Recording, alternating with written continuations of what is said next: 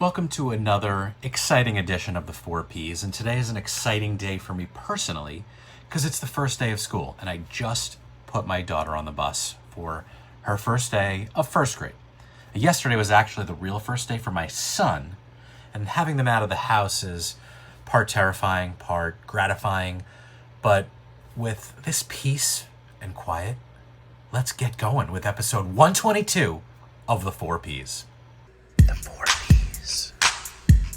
Professional. Political. Practical. Personal.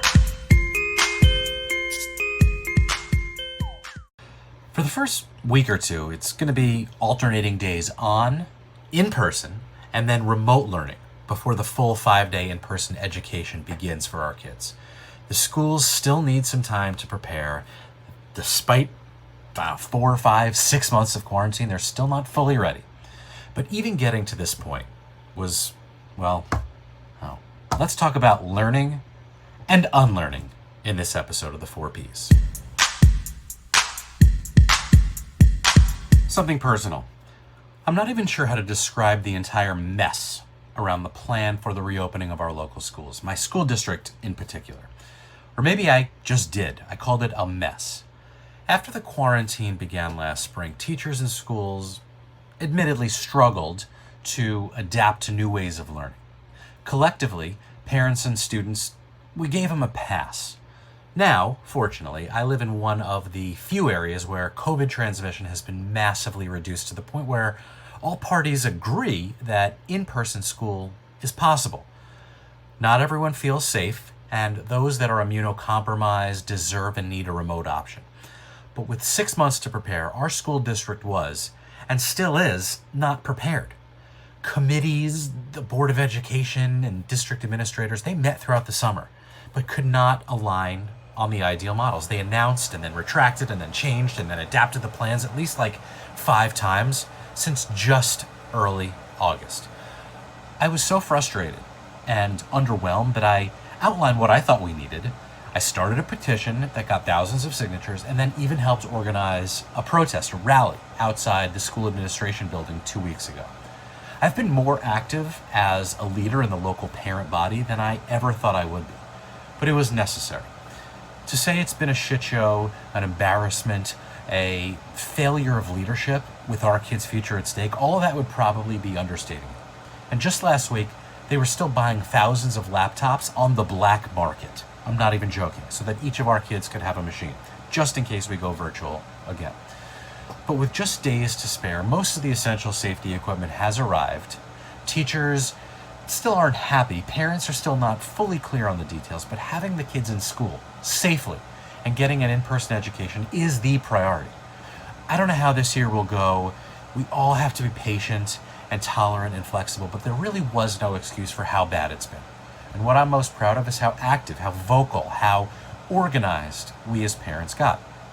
Thanks to a little bit of social media expertise and a whole lot of medical knowledge and leadership and data from my amazing wife who made me look smarter, we actually made a difference. We made progress. We got the kids what they needed in a short period of time.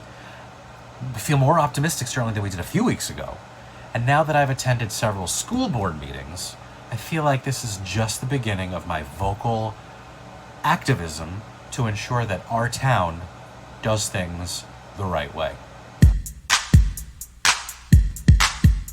As managers and leaders and even employees, we look to and at mentors and peers and patterns to help guide the decisions that we make.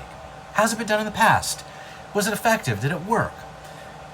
The challenges right now, however, are truly unprecedented, and we all know that adaptation is key to survival. Even the best of leaders don't always know when or how to start, though. Ideally, this process begins before your performance begins to plateau or the seed of doubt is planted.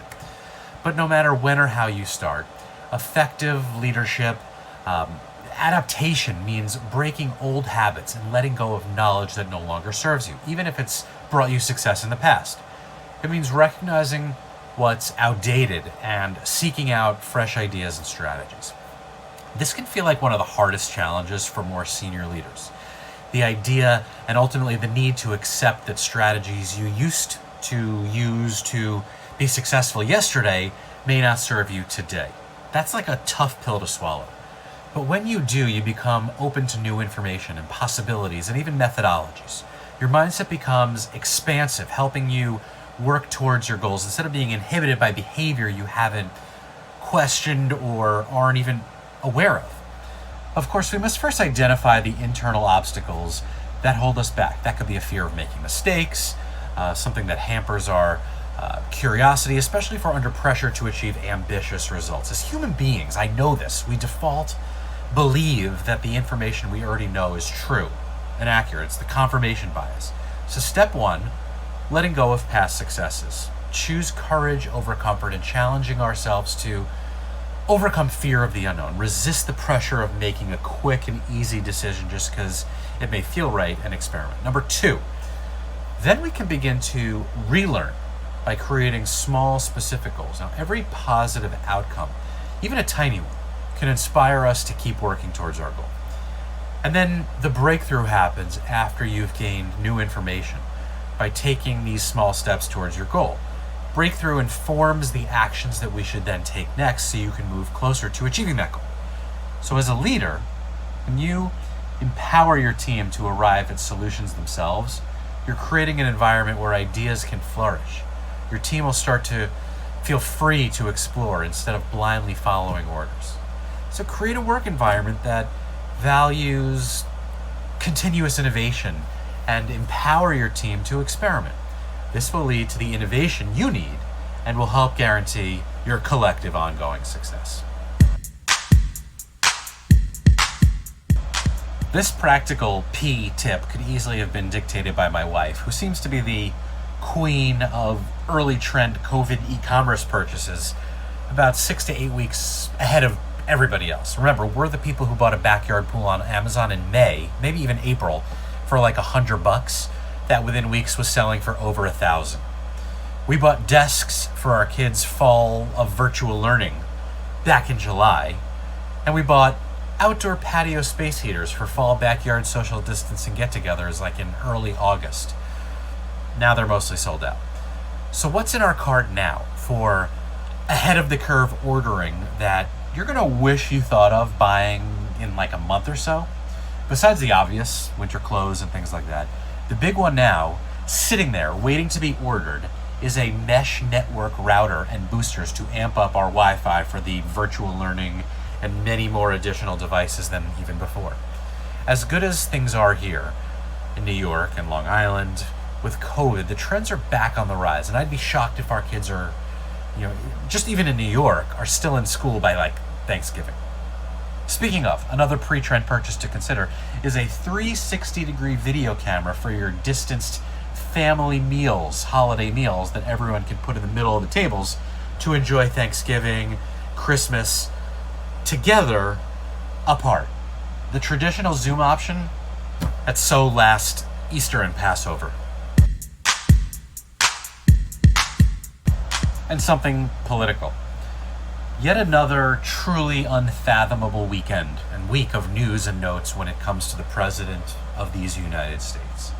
At any other time in history, each and every single one of them would be a disqualifying event as far as a candidate for the highest office in the land. But not even the tell-all books and stories that are leaking out from former Trump inner circle staffers now crack the top 10 list of most incredible, and I mean that in a bad way, incredible stories and information that came out just even in the past week.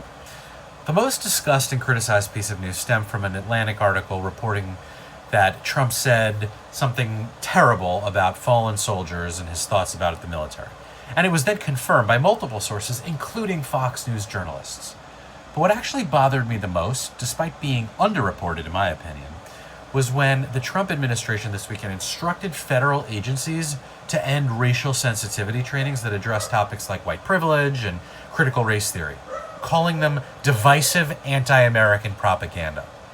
In a letter to federal agencies on Friday, The director of the Office of Management and Budget said that the president recently became aware of these racial sensitivity programs that encourage frank conversations about race in the workplace and discussing potential actions on combating systemic racism, but that agencies now should begin to identify all available avenues within the law to cancel any such contracts and or divert federal dollars away from these un-American propaganda training sessions. Yes, crazy. Given the backdrop of the ongoing national conversation around police brutality and the systemic racism in this country, this is, in and of itself, racist, blatantly so. None of this changes what the Trump base thinks or will do in the voting booth in November. Neither the vocal and proud Trump supporters nor the closeted voters who are still going to vote for him anyway, despite living in the shadows. Our only hope now is that the undecided voter, and if there really are any undecided voters left, I fear for you people, but they're the only ones left who are going to swing this election, and that means getting serious.